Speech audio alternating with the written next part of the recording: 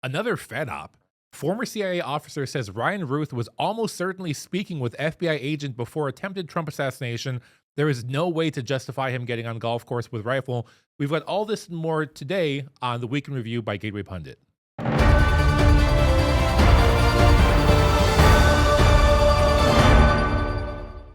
What's going on? My name is Mike Mendoza. I'm filling in for Elijah Schaefer today. Elijah is in New York right now. He's going to be giving a speech. So if you're in the area, if you're in the tri-state area, I would encourage you to stop by. It's going to be good. It might get a little rowdy because the liberals are back in full force and they're protesting. Feels like 2016 all over again. Feels like the Battle of Berkeley all over again. So I would encourage you to go out there. Also, a friend of the show, Sarah Stock, will be there as well. So go ahead, check it out. But for now, I'm filling in. I'm here for the Week in Review for Gateway Pundit. Also with me in studio is Michael Hennessy of Snowflake News. How's it going, Mike? Going good, man. Looking forward to this show. I know we got a lot of interesting stories, especially hitting it off with the first one. So let's go ahead and see how it goes. All right, so let's just jump straight into it. First story we have today is another Fed op. Former CIA officer says Ryan Routh was almost certainly speaking with FBI agent before attempted Trump assassination. There is no way to justify him getting on a golf course with a rifle. This is by Jim Hoft, and this is certainly going to be interesting. I know a lot of people had a lot of questions about this once it first happened. There's Ryan Routh right there. I think he was also conscripted by Ukraine or something, or he was in one of these volunteer groups for Ukraine. A lot of weird connections going on there. But anyway, Jim Hoft reports, on Tuesday, new court documents were released that reveal would-be Trump assassin Ryan Routh was in talks to purchase a Stinger missile. Okay, that's kind of crazy. To take out Trump here in the U.S. A Stinger missile reportedly cost from $119,000 to $120,000. I love how that's like not even that much of a range. It's like $1,000. But a Stinger missile cost anywhere from $50,000 to $80,000 on the black market. So where did Ryan Routh get all of his funding? The Gateway Pundit reported that the court documents reveal that Routh was communicating with someone he believed to be a Ukrainian with access to military weapons. The Gateway Pundit questioned at the time, it sounds like Routh was holding talks with a federal operative. And Routh and his associate were talking about assassinating Trump in July 2024 in Pennsylvania. Thomas Matthew Crooks attempted to assassinate Trump in Pennsylvania on July 13th, 2024 in Butler, Pennsylvania. Crooks shot Trump in the head before snipers shot him dead. Rhyme not intended there. From the DOGE report via Headline USA, and it says there that highlighted the parts here about trying to acquire an anti-aircraft weapons and a Stinger missile. So first of all, I just want to say, I mean, this whole story stunk to high hell once it first came out. I mean, I know I heard that he was in the bushes with a long-range rifle, I think. But I mean, it's Mar-a-Lago. And, you know, Trump has been in the political sphere for a long time now, about a decade. So a lot of people did have the question, how could he get so close to Trump? But Mike, I don't know, you know, Mike's from the hood. I'm from the hood in some ways. Have you ever heard of someone trying to acquire a Stinger missile? No, I've heard of a lot of things acquired in the hood, but Stinger missile is definitely not one of them. I mean, the whole story stinks to high hell. Everything to do with any kind of assassinations. I believe that one there, this guy here, what happened? Someone, the Secret Service shot at him like 5 feet away or 4 feet away and couldn't hit him, and there's a whole bunch of other variables, even with the other Trump assassination. I mean, the sloped roofs were like the biggest thing ever that they couldn't even get past. So stinks to high hell, and I do believe there's a lot more to the story than what they're telling us. Yeah. Also, I don't think a Stinger missile has even been used illicitly before. I mean, like, we only ever hear about them in the context of military operations. Maybe we're talking about people who are gun runners and people who traffic and that type of stuff, which is a big industry. But I've never heard of, like, you know, a gang war where someone gets hit with a Stinger missile or something. Like, it's never heard of that before. So it's kind of interesting. Drive-by Stinger missiles? Yeah, drive-by Stinger missiles. Actually, there is, I'm gonna bring out some of the hood me, but there is a picture of a rapper with a bazooka. I think his name is Rondo Number 9, and that's the only time his name will ever be spoken on this show. I don't think rappers are commonly talked about on the Gateway Pundits Week in Review. But we also have a video from Fox News where they talked about it. Let me just pull it up real quick, and then we can watch and see what they had to say about it. Watch. And Whistleblower. All right, John, let's start with you. When Routh thought he was talking to a Ukrainian arms dealer, the Justice Department says, what do you think that means? That almost always means he was speaking with an FBI agent or with someone acting on behalf of the FBI. But the fact that he still got to the golf course in Florida, even though he was caught. The fact that he got there tells me that someone was asleep at the switch. So if he was being monitored by the federal government, why would they let him get right to that hole with a rifle? There's absolutely no way to justify that. No way at all. If he was deemed to be an actual threat to the president, and clearly he was a threat, a long-term ongoing threat, they should have scooped him up ages ago. It's better to charge someone with conspiracy than to risk him actually carrying out an attack and assassinating the president of the United States. Does the federal government usually lose track of crazy people who are trying to buy bazookas to kill the president? You know, I can only think of Lee Harvey Oswald, to tell you the truth, because this is never supposed to happen. All right, Mike, when you're reading these court filings, what does this tell you? It's good to be with you. I mean, I think one of the most shocking things was the study that you just referred to. I mean, I think what we've seen happen over the last 10 years is the mainstream news media radicalizing Democrats. I guess we shouldn't be surprised that after you tell the public that Donald Trump is the same as Hitler, that you would get 55% of the public 55% of left of center people saying they can justify assassinating Trump. But nonetheless, that's shocking numbers. I mean, we're no longer in sort of imagine all the people or give peace a chance. Those traditions are gone. Now the radical left has embraced a very dark vision. And one of the most interesting things about that study is done at Rutgers University by a fairly sophisticated study. They found that these are the people that want assassination of Trump they are basically left-wing authoritarians. And other research shows that left-wing authoritarians are very tied to narcissism. And so you see a strong sense of entitlement.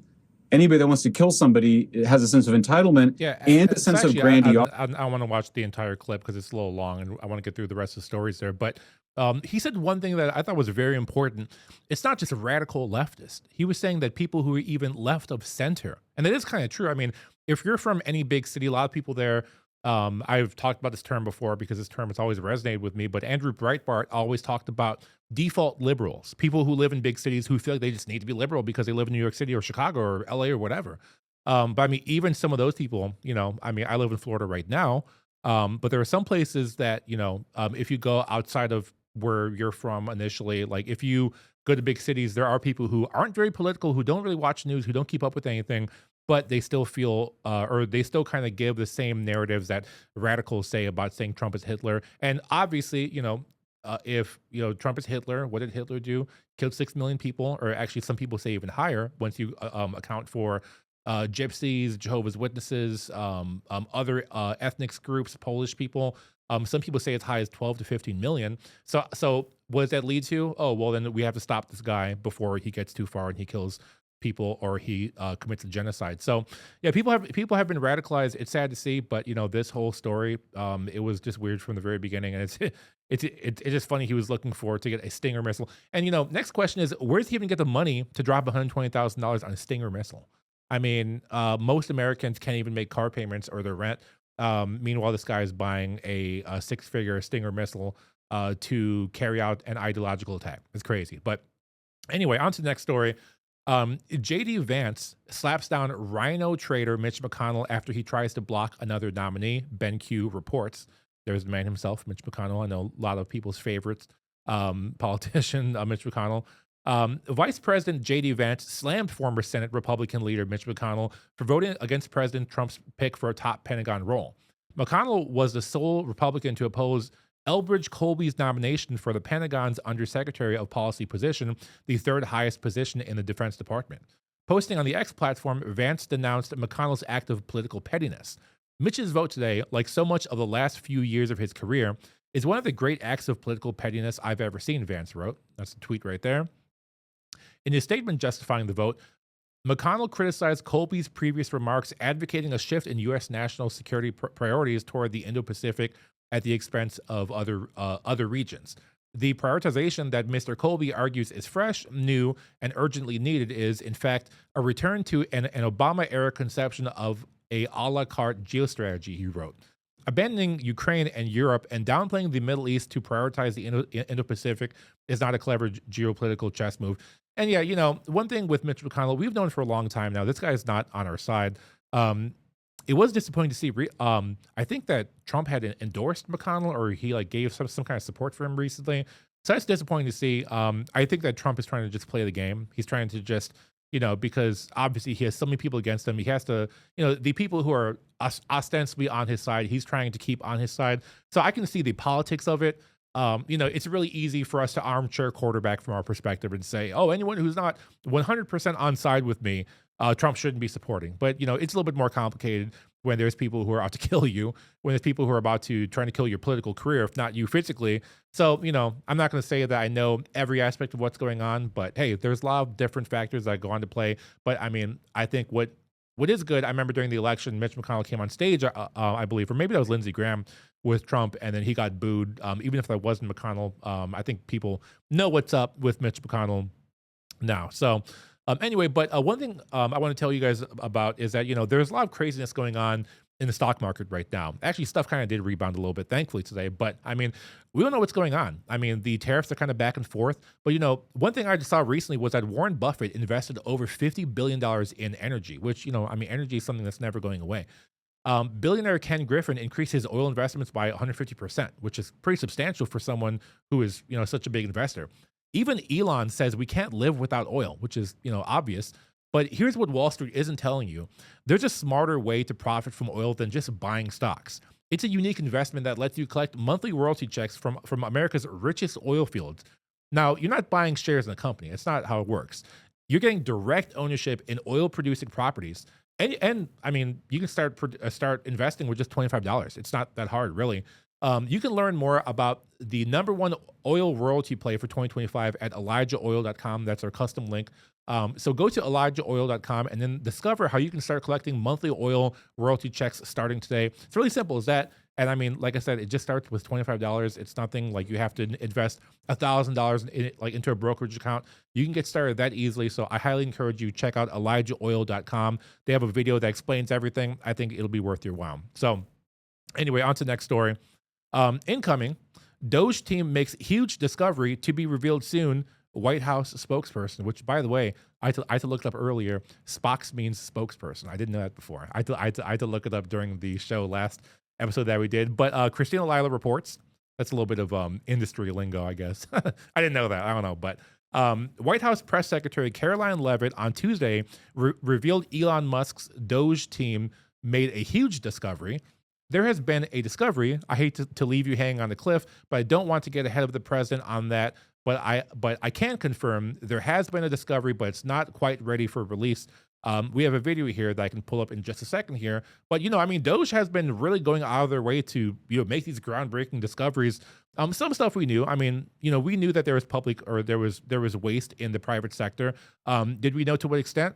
I think that some people have even been surprised. Even like the most libertarian people who want to shut down the entire government have been surprised. But let's see what Caroline Leavitt had to say about this. Watch. And then the president on Thursday told us that there was an incredible discovery that the DOGE team had made. He called it horrible and incredible. Can you reveal that yet? Give us details on what it was about? There has been a discovery. I hate to leave you hanging on a cliff, but I don't want to get ahead of the president on that. But I can confirm there has been a discovery. It's just not quite yet ready for release. Sure. And then the president... So, yeah, that was pretty much what we just talked about in the article. So, I mean, what do you think it is? I mean, so far we've touched on just about every department. So, I mean, I'm curious to see what it is, but I would like to hear from you guys down below in the comments. Do you think it's the Department of Defense, I think, is one of our biggest, obviously defense and entitlements are our biggest spends or biggest expenses. Maybe it's the IRS, maybe it's the FBI, maybe it's, intelligence agencies. I don't know what it is, but I mean, I'm curious, what's your dark horse prediction for this? Because, obviously defense and those other things are kind of not, I want to say obvious, but I mean, those are what most people would guess. So drop your comment down below and let me know what you think. Anyway, on to the next story. Judge Boasberg makes his next move after Supreme Court vacates his orders barring Trump from deporting Venezuelan gang members under Alien Enemies Act. This is another report by Christina Lila. And there goes the man himself. He kind of looks like a very ominous figure. Maybe it's just the lighting there. Maybe it's just because what we know about him so far, but he doesn't look like he's on our side. I don't know. Could just be me. Judge James Boasberg made his next move in the Alien Enemies Act case on Tuesday after the Supreme Court vacated his orders. In an unsigned order, the U.S. Supreme Court on Monday vacated Judge Boasberg's orders barring the Trump administration's removals of Venezuelan gang members under the Alien Enemies Act. Last month, Judge Boasberg granted a temporary restraining order, otherwise known as TRO, to stop the Trump administration from deporting thousands of Venezuelan nationals believed to be members of the Tren de Aragua gang under the Alien Enemies Act. Far-left America-hating leftist groups, such as the ACLU and Democracy Forward, rushed to a D.C. court in a desperate bid to shield dangerous illegal aliens from deportation. So, we had the story, I think it was in the other segment that we did today, about Amy Coney Barrett. And obviously she's on the Supreme Court, so it's kind of just like a different situation there. But this is another kind of one of these examples of judges kind of interpreting the law in their own way to kind of fit their own agenda. What is it that like why do these people have such an affinity to gang members?